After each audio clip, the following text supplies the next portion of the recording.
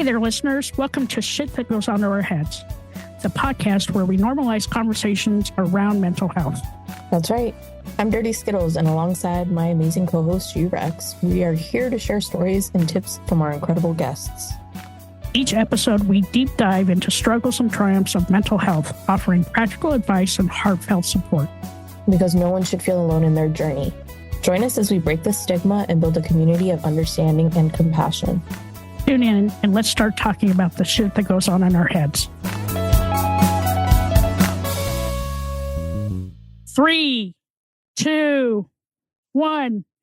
Welcome back to another episode of Shit That Goes On in Our Heads. I'm here with the awesome Dirty Skittles, my amazing co-host, and today we have Dr. Paul. I'm so excited to have you on the podcast, Dr. Paul. Welcome. Thank you so much. Great to be on.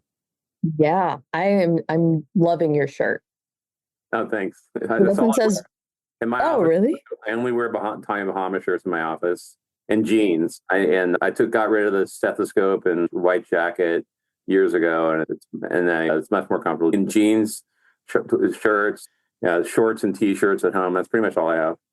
Okay, cool. Maybe you can create a line of doctor coats with a Tommy Bahama print. Could be like a side gig, maybe. Yeah. I think they need to sponsor my TV show. So I think. Yeah. Yeah, let's do a commercial. No, I'm just kidding. Tommy Bahama feels great. No, I'm just kidding. Well, Dr. Paul, we are really excited to talk to you today. What do you want to share with our listeners? What's that? What would you like to share with our listeners today? Oh, boy. I mean, I think there's a lot. I mean, I think that when it comes to mental health, there's so much stigma involved. People don't typically take it seriously. They think it's not a real problem. They think it's just something that you're making up. You're a weak person. Just try harder. What's wrong with you? Grow a spine. So people, I think, who have mental illness, that's what they get from people. And a lot of people don't realize it's a medical problem. It's a neurological problem in our brains, and it's real. I think the fact that we can't get a blood test to prove it, we can't do a brain scan, we can't do any diagnostic test, it makes people think, oh, it's not real because I can't see it on paper. I can't see a result on a paper.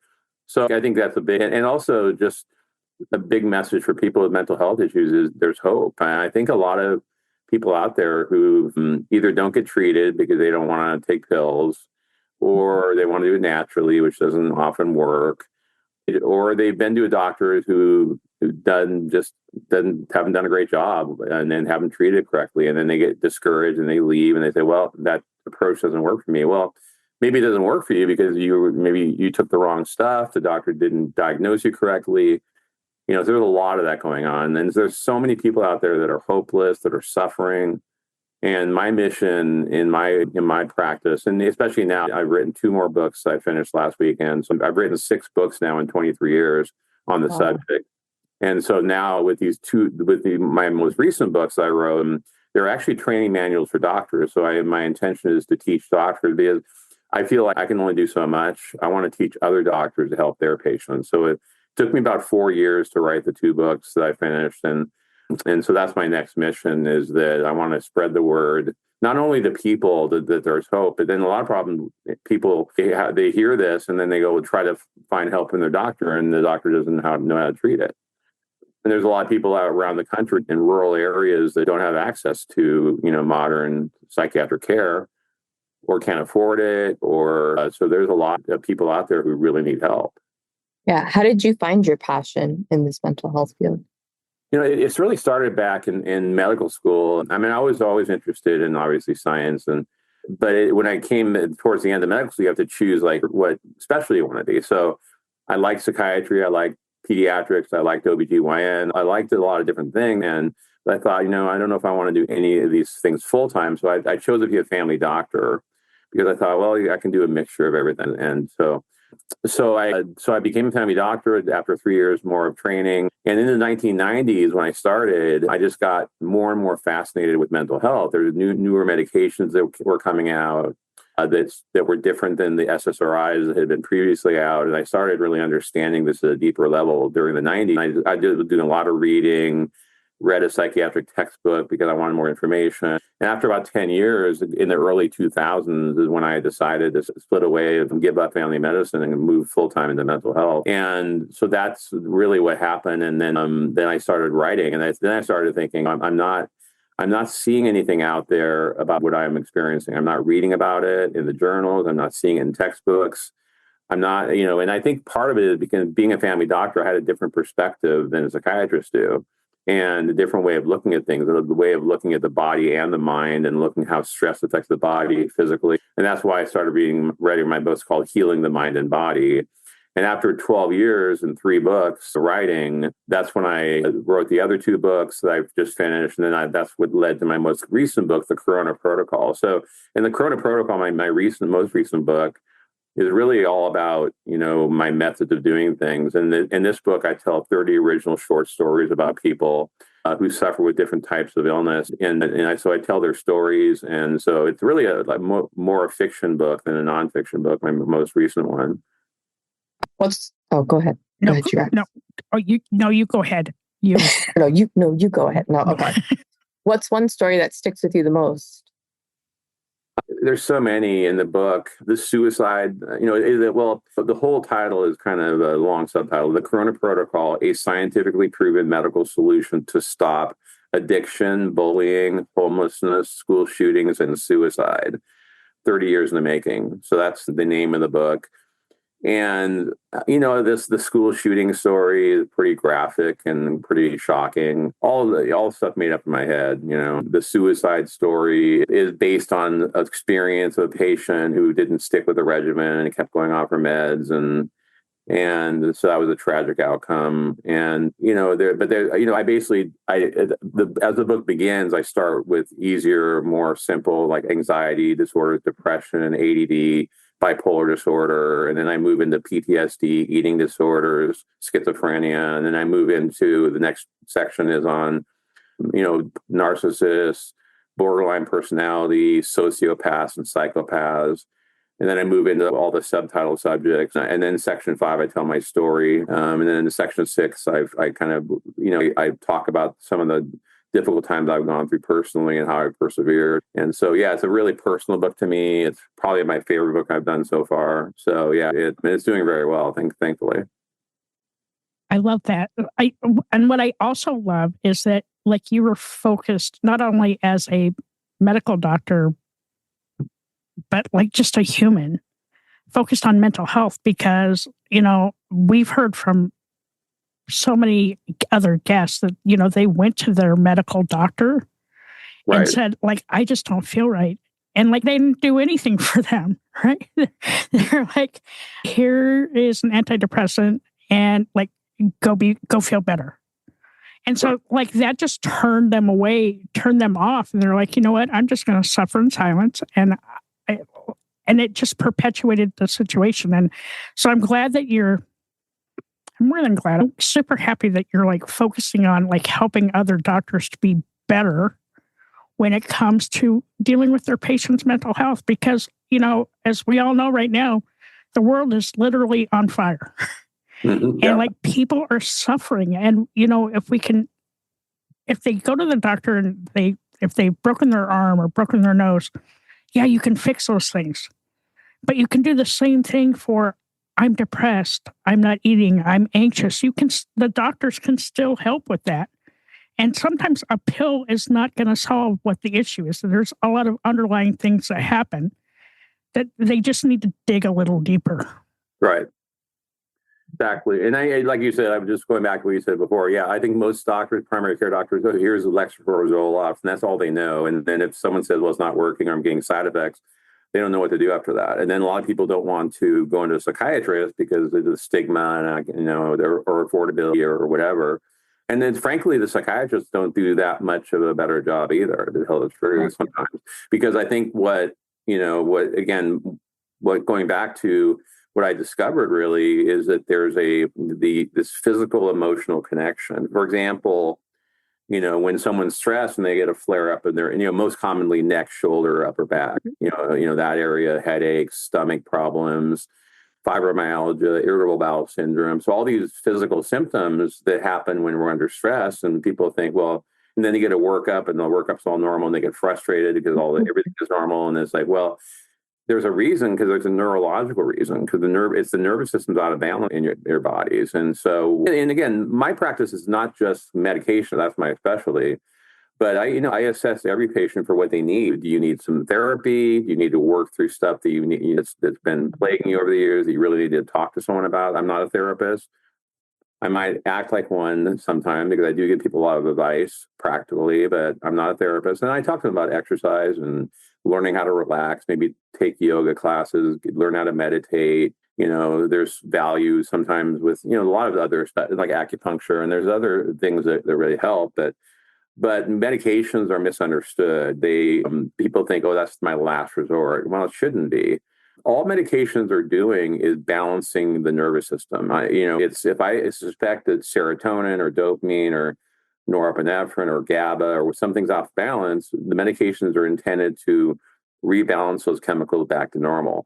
Why do they go off balance? There's three main reasons. Genetics, so it runs in families. So you got to look at your parents. And I don't have any family history. Well, my dad was an alcoholic and my mom was a very nervous lady. And my grandpa was an alcoholic. So people, when you take a history, you realize that it runs down the line. The family history is the number one reason this happens, and you can't control that.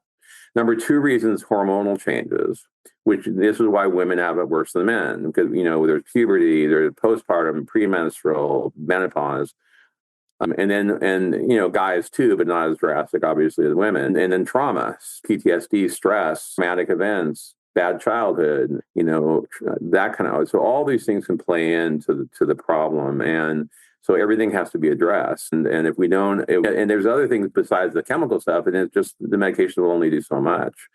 But the medications, when they're applied correctly, it's just miraculous results. It's just, and the goal of treatment, we call remission, is getting people back to their old selves or better than that. Now, when I take a history from a patient, I always ask them at the beginning, when did you feel the best in your life? If you can go back in time, where would you go? Where you felt your best, your happiest, your most joyful.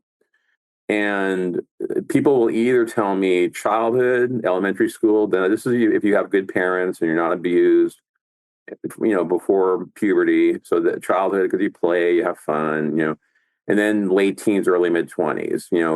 Maybe you get an education or you start your career, maybe before you would have, kids, and then life gets more stressful. So those are the times that people often. And so when I ask them later, are you feeling like this? Yeah, I am, or I'm close, or no, I'm not feeling like that because I've never felt this good again before. I've never felt this good in my life.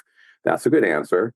But my goal is always to get people to that place of optimal results where they tell me, okay, I'm doing great. I'm not having any further anxiety. My depression is lifted. I'm not having mood swings anymore. So I'm sleeping great now. So I'm constantly pushing with every patient to get them better. And I'm not satisfied with, I'm feeling a little bit better, or I'm feeling okay. And most doctors stop at a little bit better, okay. That's where they stop because they don't know where to go after that.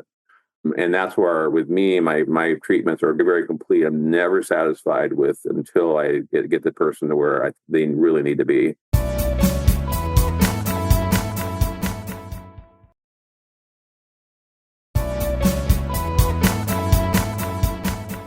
What is that you saw that was missing from like textbooks and education to doctors? You had mentioned that it sounded like you were filling a void that wasn't there. What was that was missing? Well, what is missing is the creativity. And I think a lot of it has to do with, psychiatrists don't understand the body. They don't train on that. They don't get it. They don't get the connection. They focus on the brain, but not the body. Primary care doctors, like me, focus on the body, but not the brain. And so I think that all the stuff I was reading, it wasn't really complete because it wasn't taking into account the physical body, just the mood. And that's not good enough. And so that's what really struck me with my reading and my researching is, why am I not reading about these things I'm seeing? Well, because I have a completely different perspective and I learned it differently. And because I learned it differently, I started doing things differently and I started seeing better results than other doctors are getting. And so that's what led me to writing, is I thought, after 10 years of doing it, it's like, I got to do something about this. I can't I got to speak out. And it took a long time to finish everything, but still, I think, I have a passion for this subject. I love seeing people get better. I mean, it's such a joy to me when people say to me, you know what, you saved my life. I was about to commit suicide. I was losing hope.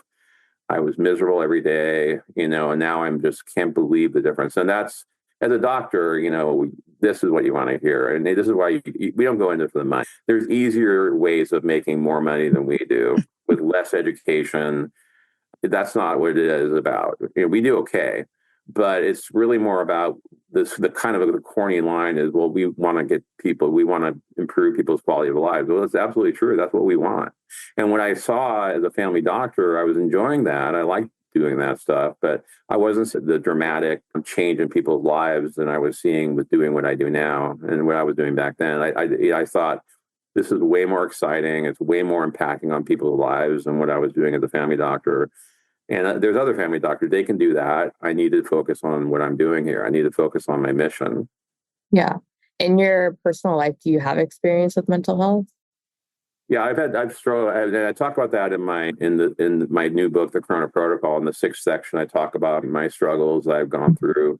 That was many years ago. And a lot of it had to do with, the writing and not sleeping enough, and it was just the stress. And I also basically went through a really tough time, financially in 2008 because, the practice I had built with 4 doctors working for me ended up going under, lost the practice, almost lost the house, so it was a really tough time. And I did have a kind of a break at that point.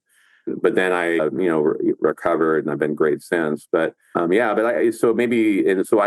that in my book because, I think I want people to understand that. And then I think when people read that, they say, now I understand why you understand me.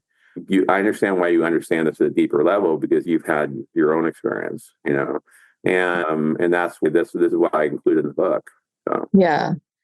I don't know if this question is going to make sense, but how do you get your patients, I guess, more comfortable talking about the mental health side of what they're going through? Well, I mean, they're here to see me. That's the first step. So the fact they're already here, they're probably, for me, it's listening. Doctors do a really good time. We do really well at talking, but we're not great listeners. And taking the time and not rushing people through it. And so, I mean, I have my office, very comfortable setting, no exam table. We have a couch and some chairs, and people comment and on the decor. They love it. They say it's just so homey here.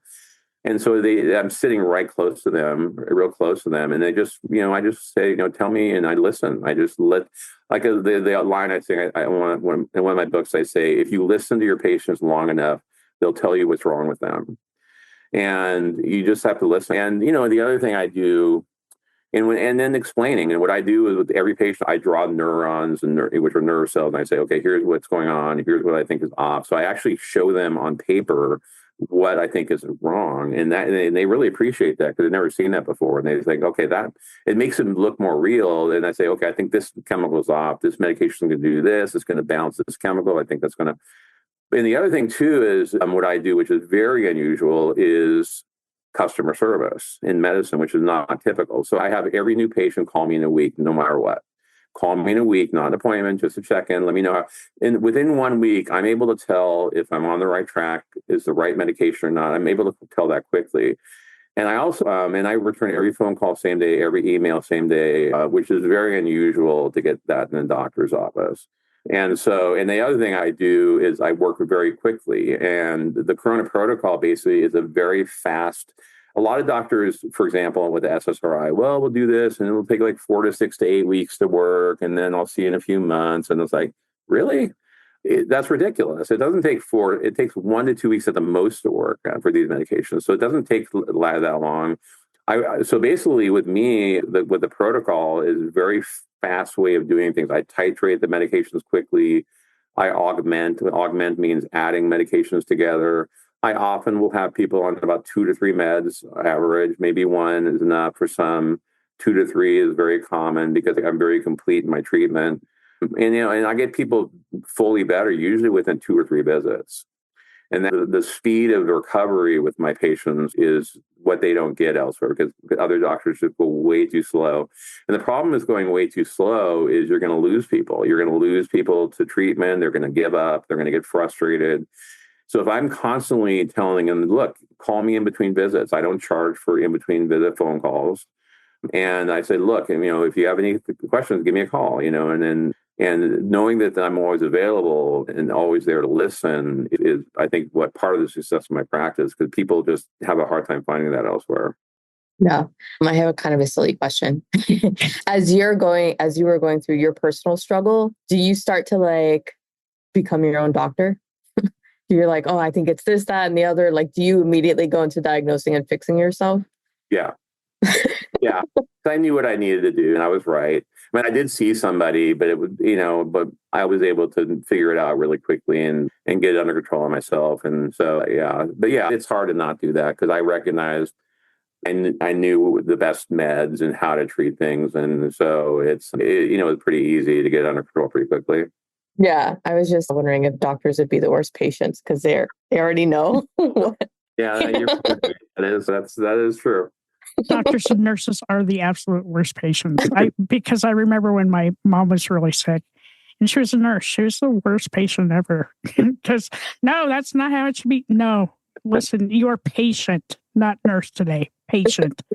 But what I'm hoping is that, as people are listening to this episode, is that they find that doctor that really listen to them. And I know what it's like to go to a doctor. I live in rural upstate New York, and I mean tiny. But the doctor's offices up here are overwhelmed. And my hope is that people don't give up, and that they, keep coming back and keep trying to figure out what that answer is, so that they can feel better. Because I'm telling you, there's nothing better than when you don't have shit going on in your head. Right. Right. Absolutely. It is life-changing. I think living in a rural area, like I said, I think, your best bet, well, I mean, you might be lucky, with a family doctor who actually knows how to do this. Or maybe it's maybe you might have a simple case where a little lexapro is enough and you're good. Okay, well, that's easy. So, I mean, if that works, that's easy enough. But if it doesn't, which is often, and they don't know what to do, then you have to go to a big city, see if you can see a specialist, and hope the specialist is good. But the best bet for people would be a psychiatrist. I hate to say that, but it's true, because of the fact that the state of medicine right now.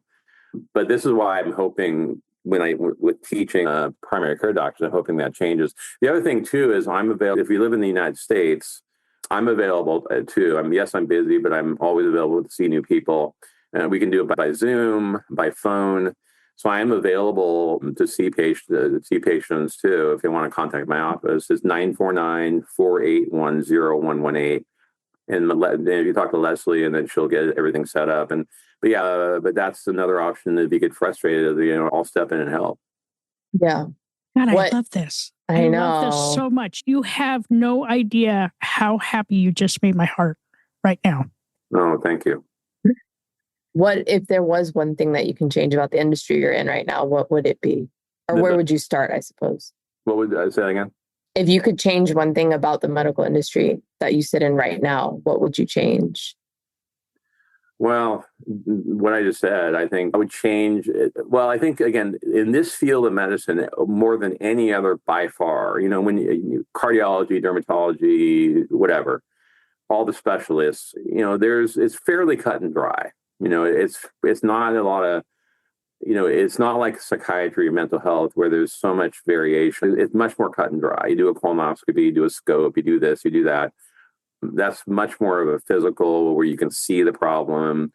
This is different. Mental health is completely different. And so my greatest hope is that I can start teaching. These books I wrote for doctors. One is I call my fourth book is called The Corona Protocol, Three Secrets to Success. And then the fifth book is called The Corona Protocol Prescriber's Guide. And so I'm hoping to get these out. I want to travel. I want to do lecturing. I want to teach. I have a great idea about this. Never been done before. Setting up a virtual a training program. So what I do is I have a new patient come on, I screen the patient to make sure it's a good teaching case, have the person come online with a bunch of other people who've subscribed to subscribe to it. And then I take a history. We go around and say, does anyone have any questions to ask this person? And then when the person exits the scene, then we all talk about, okay, what's the diagnosis? What's the treatment plan? What would you do? And we go around and get everyone's opinions. And we all learn. So like a learning environment. I learn from them, they learn from me. And then I make the final decision. And then here's what we're going to do. And then we're going to see the person back 2-3 weeks. So it's kind of going to be like an ongoing clinic of new people, follow-up patients. And that way I'm able to actually train doctors by showing them live what I'm doing and exactly why I'm doing what I'm doing. So my hope is that's why I really want to do teaching. I want to keep my practice. People get nervous because when I have these books, I go, oh, you're not going to leave your practice. No, I'm not going to leave my practice. I'm going to keep full-time practice, but I'll be able to, believe me, with the writing I've done and all this stuff, I can make good use of time, and now that I have much more free time, I'm not writing anymore. I have plenty of time now. And so I'll be able to easily, but that's what I want to do. I want to go to talk to doctor groups, primary care doctor groups, hospitals, residency programs, and just take my books with me and, do book signings and whatever. But that's what I really want to do now with my career is where I want to take it to that next level. Because I think the need out there is so great and the doctors just don't know what to do. And doctors are frustrated too. Their patients are frustrated. And I think doctors feel helpless they don't know how to help them. And so given that, I think that, the best use of my time will be to, change, do as much as I can to change that situation.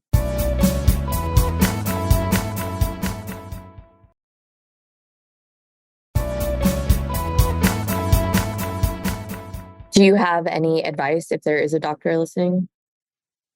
I'd get my 2 new books. Well, yeah, no, seriously, right? I'm re-releasing my first 3 books. We're doing a second edition, new covers, new content. So if you want to start, get my books. My first 3 books, the third book of the series is really meant more for doctors. I talk detail about medication and how to do this. And so the third book of my first 3-book series would be something for doctors to start with because there's a lot of information there. And and I would say you got to read the first 2 to understand the third one. And then my newest book, Chronic Protocol, with all the stories I talk about the treatment. I talk about this is what I would, again, a lot of them are fiction, but I basically, it's very practical because I explain the treatment of each of these cases. And so it shows my decision making, why I do it. So I think in those books, and then my two newest books, which should be out next month or two, the covers are being made now. But yeah, I think just educating and, not to be braggadocious or anything, but I think, my books, you'll learn a lot more than the other books. Trust me. I've tried the other books. I've tried that. You're not going to get the answers there. Yeah. So do you think that this is a problem just here in the U.S. or is it worldwide worldwide? Yeah. Oh, absolutely. And you think about, talking about worldwide, here in the U.S. is fairly modern. Think about other parts of the world. Think about the third nations. Think about the suffering that's going on. They have no hope. They don't have modern medical care there, and so it's not just this, but all the suffering of people. Think about all the people.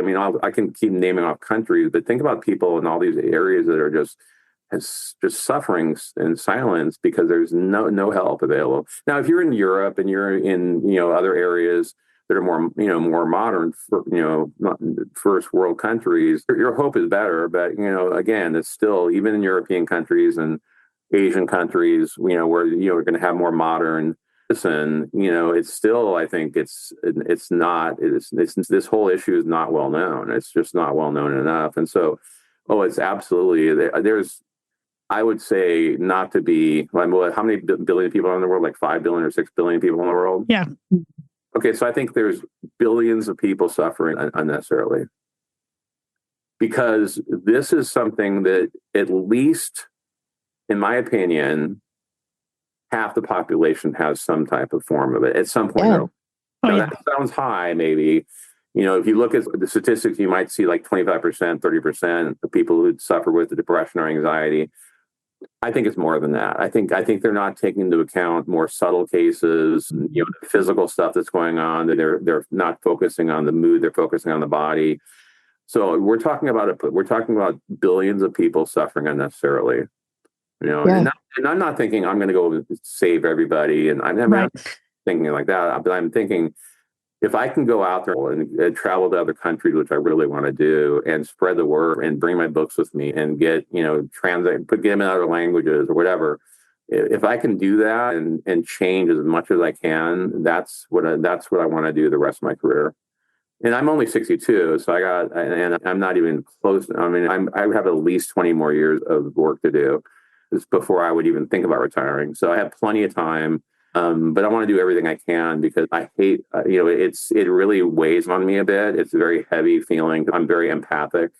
And so when I see people suffering, like my patients suffering, a part of me suffers.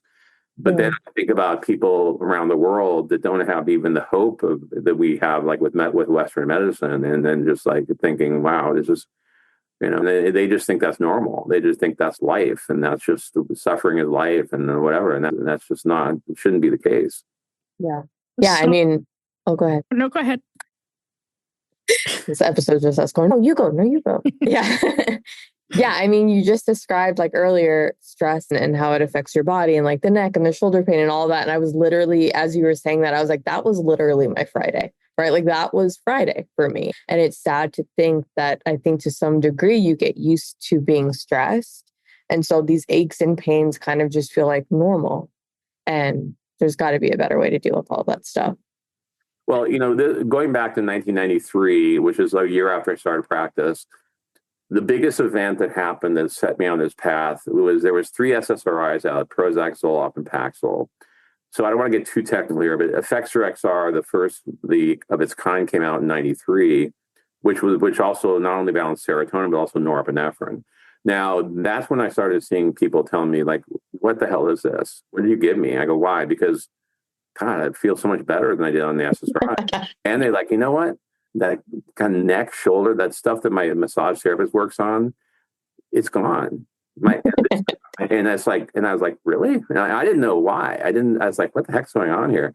So I started seeing time after time. And then I was thinking, well, it's got to be norepinephrine. And that's what's different. And how come I'm not hearing about this? How come the companies stop talking about this? How come? So that kind of I was very suspicious, like, what is going on here? And so I started seeing that, give that more and more. Then I started understanding, how to add things like Wellbutrin and and then I started understanding bipolar disorder and how to treat that early on. So I just it was a lot of self-learning because I wasn't getting this, like I said, and that's what really set me down this road in the 1990s. I call this journey of discovery. Is like, wow, I mean, this is powerful. And why is nobody doing this right? And why, it can't be just me. I mean, come on, I'm just one person. Why, So, but that's really what led me to a greater understanding.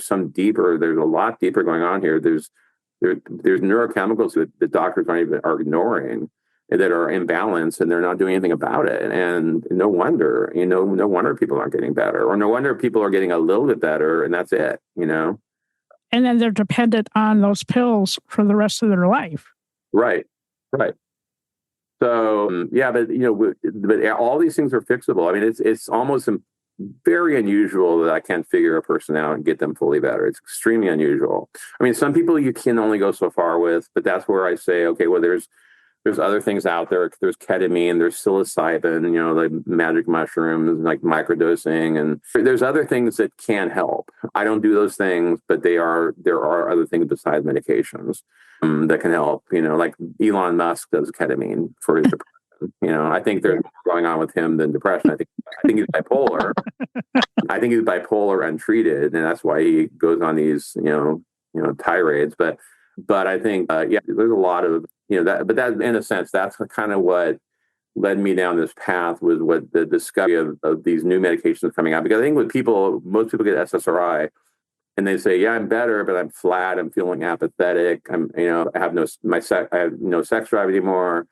I'm gaining a little bit of weight. So people say, yeah, I'm better, but, and then the doctor said, well, at least you're not anxious all the time, right? Well, yeah. Okay. Well, good enough, goodbye. And that's it. It's like, what?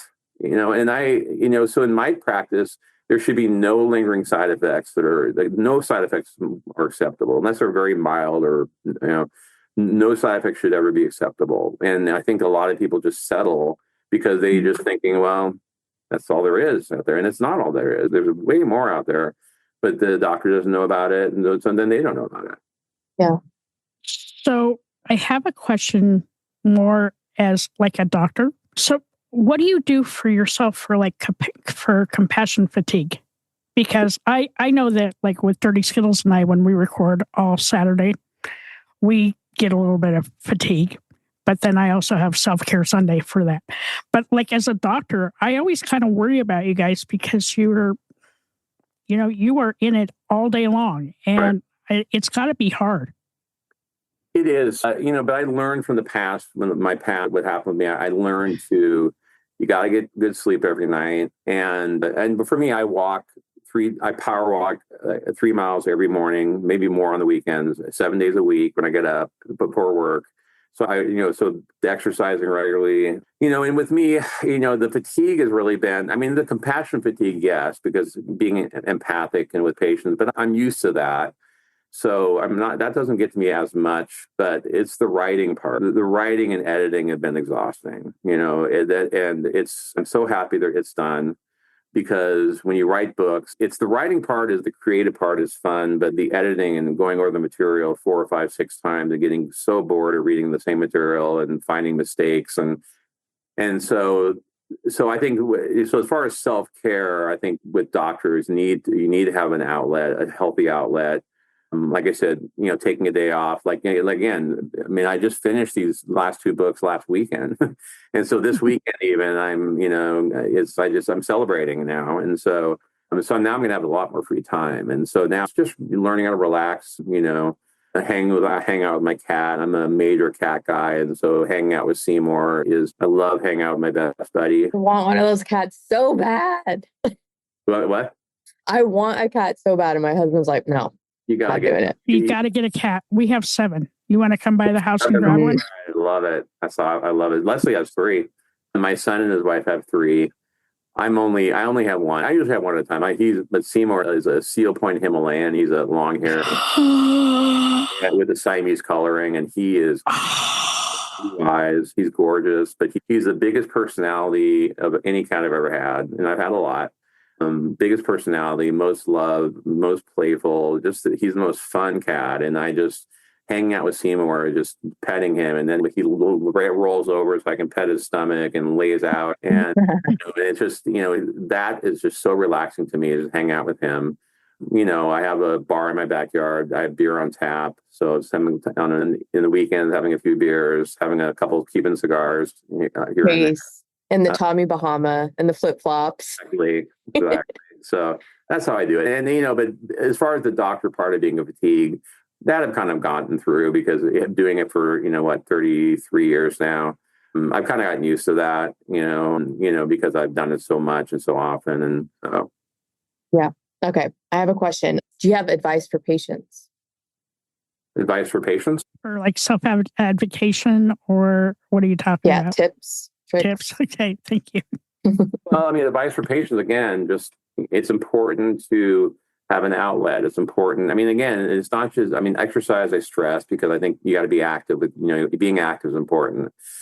Doing things that you enjoy, gardening, stuff that, going to nature, taking walks and just getting some fresh air. I think that is, something I always advise. You got to learn how to relax.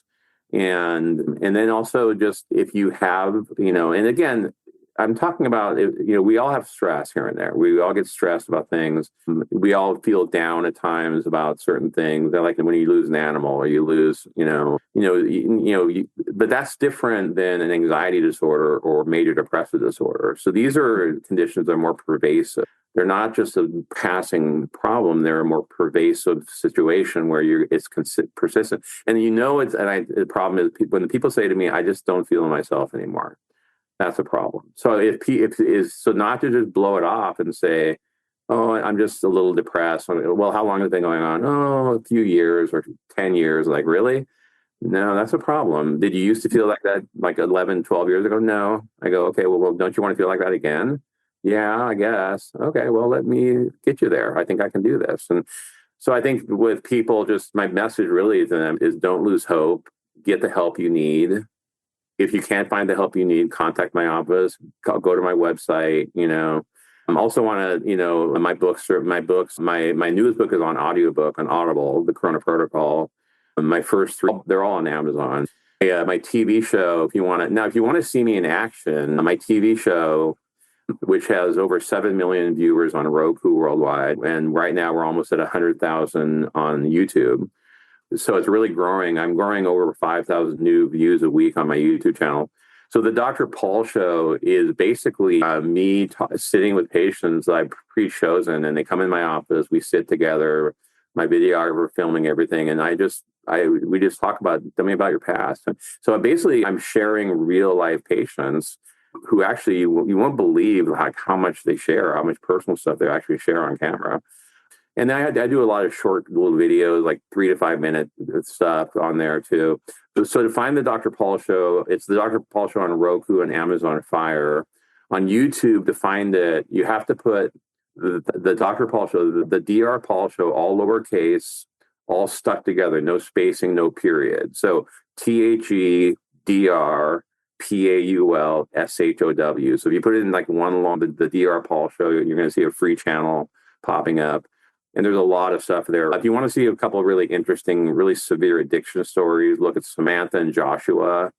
But every story, every patient I have on the show is someone who I find very interesting. I don't just pick average run-of-the-mill people who just don't have a really compelling story. So we're in our 4th season now. We've released over 50 of these videos, or 50 of these TV shows already. That's so cool. And so cool. Yeah, so and cool. If you want to see, that's another thing. If you want to look at these, a lot of my patients have looked at these. They go, "Oh my gosh, that sounds like me." Or I've actually seen new patients because of the show. They come in like, that story of that person, I think that story is exactly like mine. Can you do? So that's why the whole show happened because of the book, and I got contacted. One of my patients sent this TV producer my book. She liked it so much, she called me, or we did a Zoom, and she's like, said, would you be interested in doing a TV show, like a reality show? We'd like you to do. And I jumped on it. I said, sure. And another way of spreading the word than my books. Yeah. And since then, it's really taken off. And I'm also on TikTok, and I'm on Instagram. So there's various ways if you want to follow me on my social media platforms. But again, the TV show is a whole really new, exciting outlet for me. Really having fun with it. I'm excited because I'm going to check that out tonight. Yeah, nice. You're going to get a new follower. Good. Very cool. Yeah, I mean, this has been amazing. Thank you so much for just joining, having the conversation with us, sharing your story. I mean, thanks. Man, that's awesome. One thing, on my website, there's a lot of stuff too, blogs and all that. So it's www.dr, like doctor, so Dr. Paul Corona, MD, for medical doctor. So drpaulcoronamd.com is my website. And on there's a lot of testimonials, there's there's a link to getting my books. There's in recent news, so there's a lot of stuff if you want to check out my website too. I love this. Oh my God, you are awesome, Dr. Paul. I learned a lot, and what you're doing makes my heart really happy because, in today's day and age, we need more doctors like you that listen. It's, when you call a friend when you're super depressed, and you're like, listen, I just need you to listen with your ears and not with your mouth for a few minutes. And I love that you're doing that for your patients and really trying to help heal the world. And so honored that you wanted to be on our podcast. Thank you. Thank you. I really love it. As you can tell, I can talk endlessly about this subject. I love the subject. There's so much to it. And yeah, I think today the show I think we got a lot. I think your questions were excellent. And I think we got a lot of information, good information out there for people. I agree. I totally agree. Thank you. Thank you. Thank you so much. Hi, all. Thank you so much for listening to this episode. I'm G-Rex. And I'm Dirty Skittles. Don't forget to subscribe, rate, and review this podcast. We'd love to listen to your feedback. We can't do this without you guys. It's okay to be not okay. just make sure you're talking to someone.